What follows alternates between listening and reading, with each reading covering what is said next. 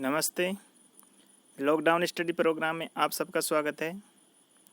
आइए आज हम अध्ययन करेंगे क्लास 12 के ज्योग्राफी के चैप्टर नंबर 5 का, जिसका नाम है जनसंख्या प्रवास एवं मानव विकास। तो इसके पाठ्य पुस्तक प्रश्न देखते हैं। पहला प्रश्न है, विश्व का सबसे बड़ा शरणार्थी देश कौन सा है? तो इसका आंसर आएगा संयुक्त राज्य अमेरिका। संयुक्त राज्य अमेरिका में अधिकांश जो शरणार्थी आए हैं वो यूरोप महाद्वीप से आए हैं। अगला प्रश्न देखते हैं, एक ही देश या राज्यों के विभिन्न प्रदेशों की ओर होने वाले प्रवास को क्या कहते हैं? तो एक ही देश के अंतर्गत होता है या राज्यों के बीच में होता है तो इसको अंतर्देशीय प्रवास कहते हैं। अंतर्देशीय प्रवास किसके मध्य होता है? ये होता है उपयुक्त सभी यानी ग्राम से नगर की ओर, नगर से उपनगर की ओर और नगर से महानगर की ओर।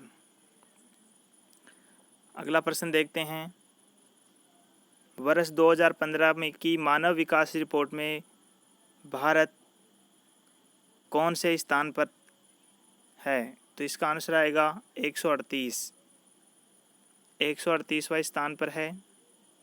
और 2013 के अनुसार पूछ लें तो इसका आंसर आएगा 130वां स्थान। और वर्तमान में 2019 की रिपोर्ट के अनुसार यह है 129वां स्थान। तो ये कुछ आंकड़े हैं SDI मान, जिसको बोलते हैं मानव विकास सूचकांक। SDI मान, ह्यूमन डेवलपमेंट इंडेक्स। अगला प्रश्न है, मानव विकास सूचकांक की रिपोर्ट कौन सा संगठन जारी करता है? तो इसका संगठन का नाम है UNDP। आगे देखिए, यहाँ उत्तरमाला देख लीजिए नीचे। अगला प्रश्न है प्रश्न नंबर 6, मानव विकास सूचकांक का मूल्य न्यूनतम से अधिकतम अंकों में होता है।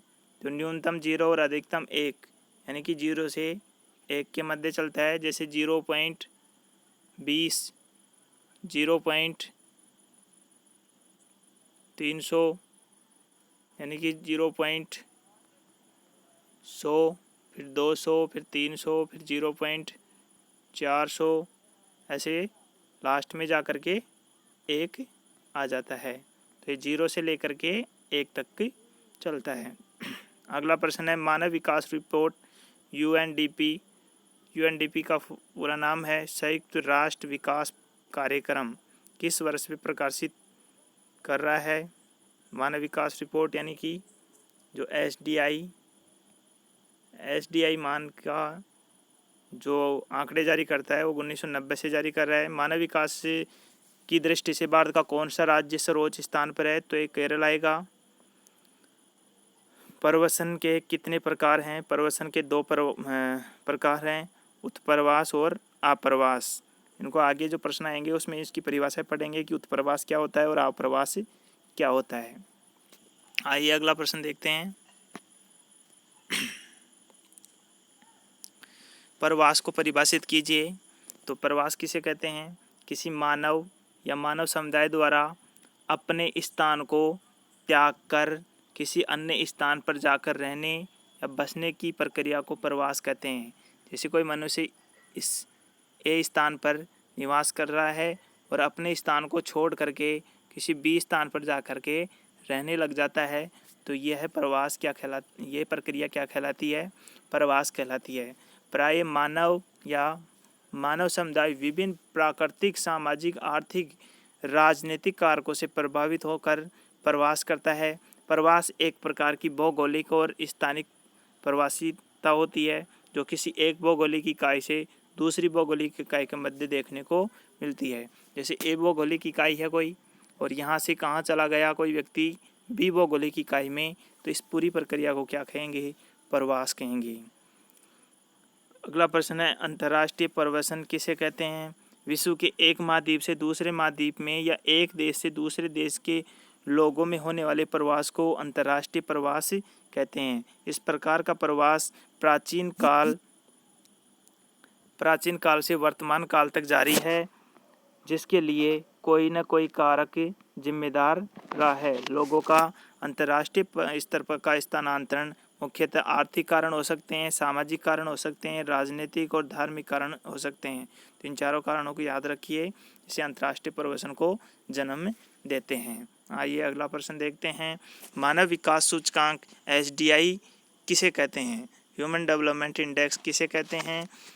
लोगों के विकल्पों को परिवर्धित करने की प्रक्रिया मानव विकास कहलाती है। मानव विकास के विविध आयामों के मापन के लिए संयुक्त राष्ट्र संघ के द्वारा निर्धारित विभिन्न संकेतों के स्तर को मानव विकास सूचकांक कहा जाता है।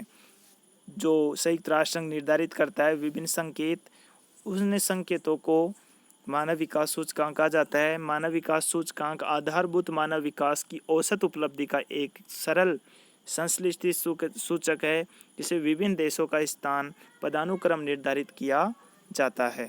तो यह है मानव विकास सूचकांक, जो किसके द्वारा, UNDP जो संयुक्त राष्ट्र संघ की संस्था है उसके द्वारा जारी किया जाता है।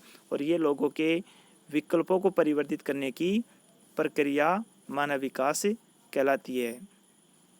अगला प्रश्न है, एशिया में कौन से देश उच्च मानव विकास की श्रेणी में आते हैं? यानी कि उच्च मानव विकास का मतलब है कि सबसे ज़्यादा जो समृद्ध देश हैं, जिनका विकल्पों की परिवर्तित प्रक्रिया बहुत अधिक है, उन देशों के नाम हैं। जैसे पहला है जापान। एशिया का सबसे ज़्यादा विकसित जो देश है, एकमात्र सबसे अग्रणी देश है वो जापान। फिर इजराइल, सिंगापुर, हांगकांग और कोरिया। आगे संयुक्त अरब अमीरात, श्रीलंका, मलेशिया उच्च यानी ये सभी राष्ट्र उच्च मानव विकास की श्रेणी में आते हैं। तो आपको याद रखना है, कम से कम 4 देश तो याद रखने हैं, जापान, इजराइल और सिंगापुर, और अगला है हांगकांग। तो ये अवश्य याद रख लीजिए। एक बार लिख लीजिए कॉपी में सभी प्रश्नों को। आगे देखिए, अगला प्रश्न देखते हैं, निबंधात्मक प्रश्न, जो मानव विकास की संकल्पना को विस्तार से समझाइए कि मानव विकास की संकल्पना क्या होती है। सबसे पहले देखिए मानव विकास का अर्थ। मानव विकास एक ऐसे विकास के स्वरूप में प्रयुक्त होता है, यानी एक ऐसे विकास के स्वरूप में प्रयुक्त होता है जो लोगों के जीवन में सुधार लाता है, इनके विकल्प में वृद्धि करता है। इस अवधारणा में सभी प्रकार के विकास का केंद्र बिंदु मानव होता है। मानव विकास की संकल्पना एकाकी न होकर के एक बहुआयामी संकल्पना है, जिसमें अनेक पक्ष शामिल होते हैं। अब ये देखिए कौन कौन से पक्ष शामिल होते हैं। पहला है आर्थिक, दूसरा है सामाजिक, तीसरा सांस्कृतिक, राजनीतिक, संस्थागत, मनोवैज्ञानिक, पारिस्थितिकी, नैतिक जैसे पक्ष शामिल हैं। तो इन सभी पक्षों को शामिल किया जाता है। आर्थिक, सामाजिक और सांस्कृतिक, राजनीतिक, संस्थागत, जो विभिन्न सरकारी और प्राइवेट संस्थाएं होती हैं उनके बारे में, लोगों की मनोवैज्ञानिक विचारधाराएं, पारिस्थितिकी वहाँ का पर्यावरण, और नैतिकता, वहाँ के लोगों को ये नैतिकता संबंधित भी पक्ष शामिल किया जाता है मानव विकास में। यानी कि इन सभी पक्षों के जो देश संपूर्ण है वो मानव विकास में भी अग्रणी स्थान रखता है। आगे दे रखा है कि ऐसी प्रक्रिया है जिसमें लोगों के आर्थिक दशाओं में सुधार करने और मानव कल्याण में वृद्धि करने तथा जीवन की गुणवत्ता में वृद्धि करने का प्रयास किया जाता है। किसमें? मानव विकास की संकल्पना में। आगे दे रखा है कि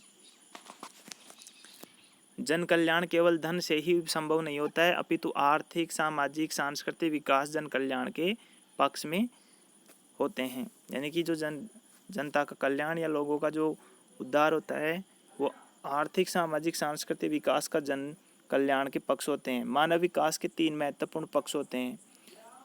लोगों के जीवन की गुणवत्ता, अवसरों पर पहुंच, लोगों की स्वतंत्रता, जीवन की गुणवत्ता का मापन करने तो शिक्षा, स्वास्थ्य, संसाधनों तक पहुंच को आधार माना जाता है। एक लंबे समय तक किसी देश के विकास के स्तर को केवल आर्थिक वृद्धि के रूप में देखा जाता है तथा लेकिन इस वृद्धि का अधिकांश लोगों के जीवन में परिवर्तन को संबंधित नहीं था। आगे नीचे दे रखा है कि इसी तथ्य के आधार पर प्रसिद्ध अर्थशास्त्री महबूब उल हक, ये कहाँ के थे? ये पाकिस्तान के थे। महबूब उल हक कहाँ के थे? पाकिस्तान के। तो इनको याद रखिए, ये पाकिस्तान के थे। प्रौढ़ अमर्त्य सेन, ये कहाँ के थे? ये भारत के। तो एक पाकिस्तान का और एक भारत का मानव विकास की अवधारणा का प्रतिपादन किया। तो ये भारत और पाकिस्तान दोनों को सौभाग्य मिला हुआ है एसडीआई मान पूरे विश्व के सामने रखने का। मानव विकास का विचार क्या है? समता, सतत पोषणीय उत्पादकता, सशक्तिकरण की संकल्पनाओं पर आधारित है। समता प्रत्येक व्यक्ति को उपलब्ध अवसरों की समान पहुंच को, सतत पोषणीय टिकाऊ विकास के स्वरूप को, उत्पादकता मानव श्रम और मानव कल्याण को, जबकि सशक्तिकरण मानव के लिए विकल्प चुनने के लिए शक्ति प्राप्त करने के स्वरूप को दर्शाती है।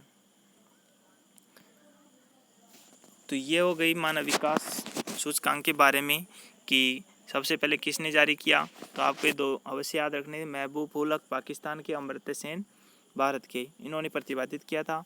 और मानव विकास का अर्थ क्या होता है कि सतत पोषणीय विकास होना चाहिए और सशक्तिकरण की संकल्पनाओं को आधारित होना चाहिए। यानी कि सतत पोषणीय का मतलब होता है टिकाऊ विकास जिसकी उत्पादकता और मानव श्रम मानव कार्य के, जबकि सशक्तिकरण मानव विकल्प चुनने की शक्ति प्रदान। आइए अगला प्रश्न देखते हैं। उच्च मानव विकास और निम्न मानव विकास समूह के देशों के मध्य पाए जाने वाले अंतरों को विस्तार से समझाइए।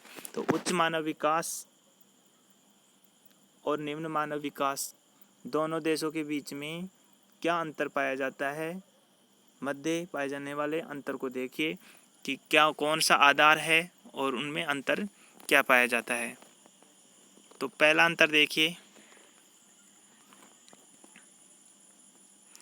आपके सामने स्क्रीन पर दिख रहा होगा। पहला अंतर का आधार यानी मानव विकास सूचकांक जो उच्च मानव विकास समूह के हैं उनका क्या आधार है, निम्न मानव विकास के क्या है। जो उच्च मानव विकास समूह है, इस प्रकार के समूह देशों में मानव विकास सूचकांक कितना पाया जाता है? 0.71 से अधिक। ये 71 थोड़ा गलत लग रहा है, तो इसका आएगा 0.701 से अधिक। 0.701 से अधिक जो मानव विकास सूचकांक वाले देश हैं वो उच्च मानव विकास सूचकांक में आएंगे। और दूसरा दे रखा है निम्न मानव विकास सूचकांक वाले देश कौन से हैं? इस प्रकार के समूह वाले देश मानव विकास सूचकांक 0.5 दे रखा है। 0.5 दे रखा है, तो इसको आप 0.5 न मान करके क्या मानेंगे? 0.50 500 से कम, ये निम्न मानव विकास सूचकांक की श्रेणी में आएंगे। अगला आधार है आर्थिक स्वरूप, यानी कि इन देशों का आर्थिक स्वरूप क्या होगा। आर्थिक स्वरूप देखिए, इस समूह के देशों में आर्थिक स्वरूप मजबूत होने से विकसित दशाएं दृष्टिगत होती हैं। तो इनका आर्थिक स्वरूप कैसा होता है? मजबूत। इस प्रकार के जो निम्न मानव विकास सूचकांक वाले हैं जिनका आर्थिक स्वरूप का स्तर निम्न होने से पिछड़ी दशाएं दृष्टिगत होती हैं।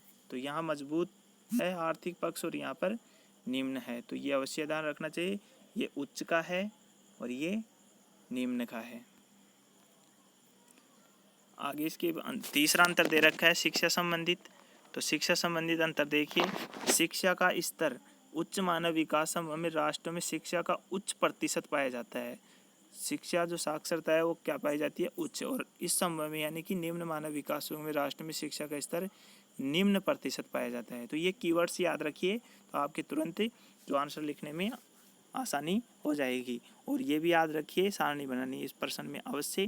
तो 3 आधार हो गए। पहला आधार मानव विकास सूचकांक, दूसरा आधार आर्थिक पक्ष और तीसरा आधार क्या हो गया? शिक्षा का स्तर। आर्थिक स्वरूप दूसरा, और इससे पहले पहला स्वरूप था मानव विकास सूचकांक, दूसरा आर्थिक स्वरूप, तीसरा शिक्षा का स्तर और चौथा देखते हैं चौथा स्तर देखिए, चिकित्सा का स्वरूप। उच्च सूचकांक वाले राष्ट्रों में चिकित्सा सुविधाएं उन्नत होती हैं। निम्न मानव विकास सूचकांक वाले राष्ट्रों में चिकित्सा सुविधाओं की दशाएं दयनीय स्थिति होती हैं। तो उच्च मानव विकास में चिकित्सा सुविधाएं कैसी होती है? उन्नत। और निम्न मानव विकास सूचकांक में चिकित्सा सुविधाएं कैसी होती हैं? दयनीय, यानी कि बिल्कुल घटिया श्रेणी की, निम्न श्रेणी की देखने को मिलती हैं। तो एक चिकित्सा का आधार हो गया। अगला देखिए 5 नंबर का जन्म दर। जन्म दर भी मानव विकास सूचकांक में निर्धारित पक्ष है। जन्म दर उच्च मानव विकास सूचकांक में राष्ट्रों में जन्म दर न्यूनतम और कुछ राष्ट्रों में घटती हुई मिलती है। तो कुछ राष्ट्रों में घटती हुई और कुछ में न्यूनतम मिलेगी। तो यहाँ पर अवश्य गौर कीजिएगा, उच्च मानव विकास वाले राष्ट्रों में जन्म दर निम्न है, यानी कि यहाँ जनसंख्या तीव्र गति से वृद्धि नहीं होती है। और न्यून मानव विकास वाले समय राष्ट्रों में जन्म दर उच्च जन्म दर मिलती है। यहाँ तो जन्म दर उच्च और यहाँ पर निम्न। तो ये उच्च मानव विकास वाली सारणी है और ये न्यून मानव विकास वाली, तो ये अवश्य याद रखिए। आगे है 6 नंबर का पक्ष है, देखिए मृत्यु दर। एक जन्म दर हो गया और एक मृत्यु दर देख लीजिए।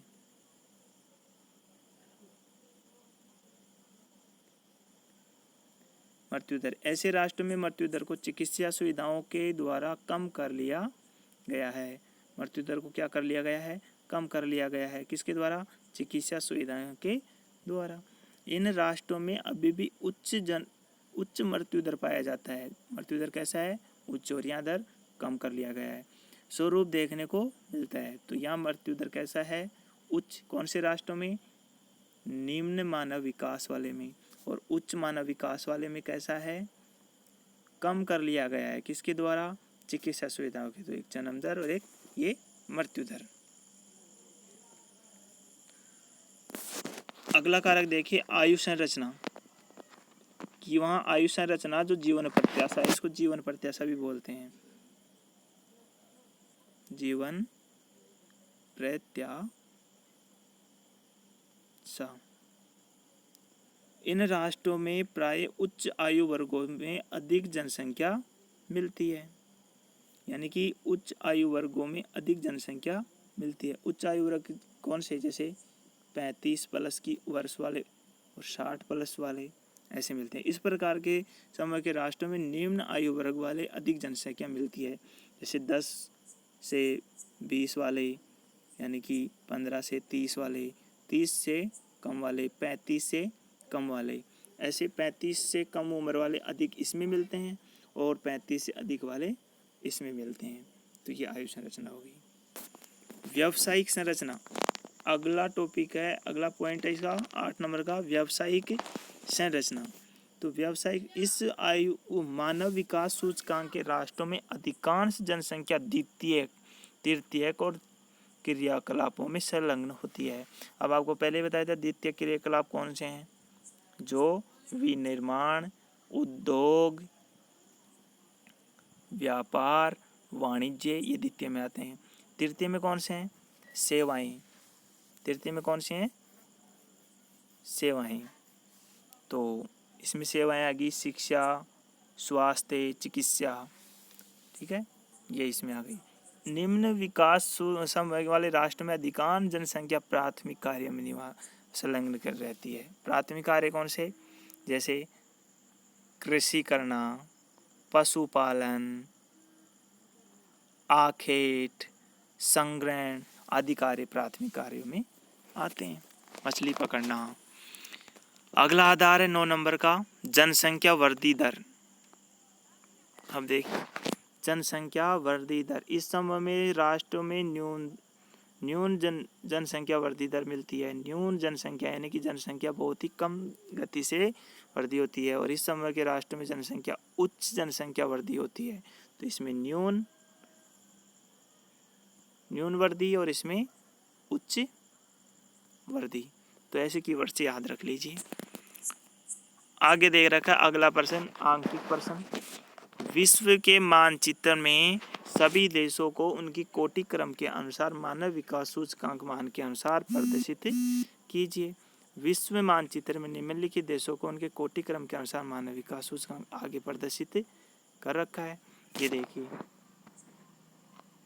दिख रहा होगा सारणी में आप सबको, इसको यहीं समझ लेते हैं। नॉर्वे जो प्रथम स्थान पर है वो नॉर्वे है, जिसका मानव विकास सूचकांक कितना है 0.955। 0.955 जो प्रथम स्थान पर है, यानी कि 0 से 1 तक इसकी रेंज होती है और ये है 0.955। ठीक है, तो 955 भी बोल सकते हैं, लेकिन पॉइंट के बाद वाली संख्याओं को अलग अलग ही बोलते हैं। तो आप याद रखने की दृष्टिकोण से 0.955 याद रख सकते हैं। 955 किसका है? नॉर्वे का, प्रथम स्थान पर है। दूसरे स्थान पर देखिए ऑस्ट्रेलिया 0.938। तीसरे स्थान पर संयुक्त राज्य अमेरिका 0.937। चौथे स्थान पर जर्मनी 0.920। 5 नंबर पर दे रखा है स्वीडन। स्वीडन कहाँ पर है? ये है यूरोप में, 0.916। 6 नंबर पर दे रखा है Switzerland 0.913।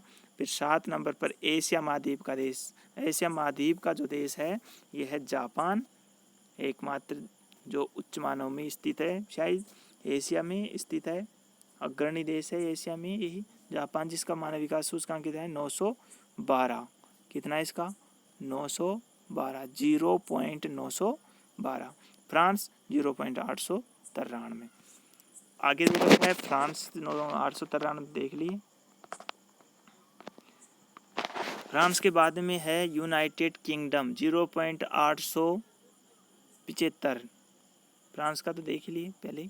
Argentina 0.811। Cuba 0.780। Malaysia 0.769। Iran 0.742। Brazil 0.730। Sri Lanka 0.715। चीन 0.699 और थाईलैंड का कितना है 0.690। तो थाईलैंड का 0.690 है, मिस्र का 0.662।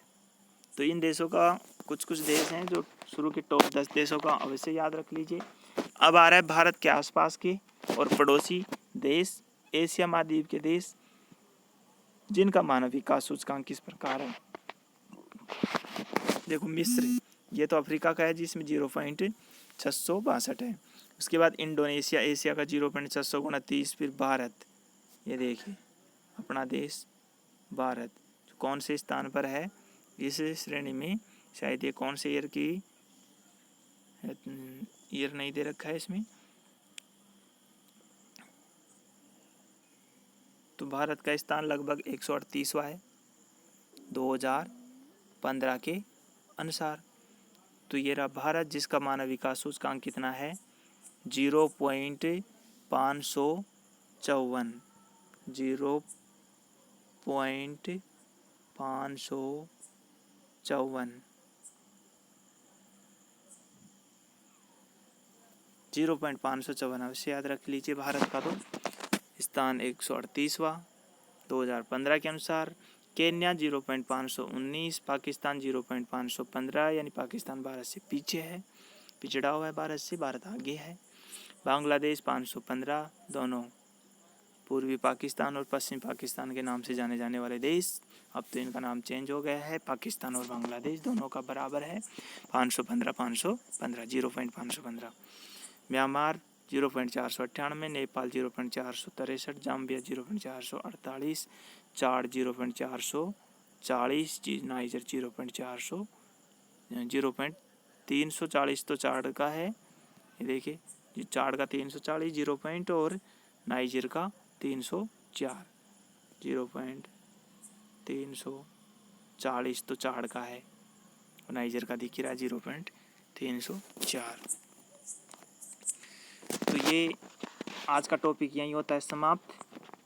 लॉकडाउन स्टडी प्रोग्राम में इन सभी वीडियो को गौर से देखिए और अपनी कॉपी में लिखते रहिए, याद करते रहिए, रिवीजन करते रहिए और घर में रहिए, सुरक्षित रहिए। Stay home, save life. Thank you very much.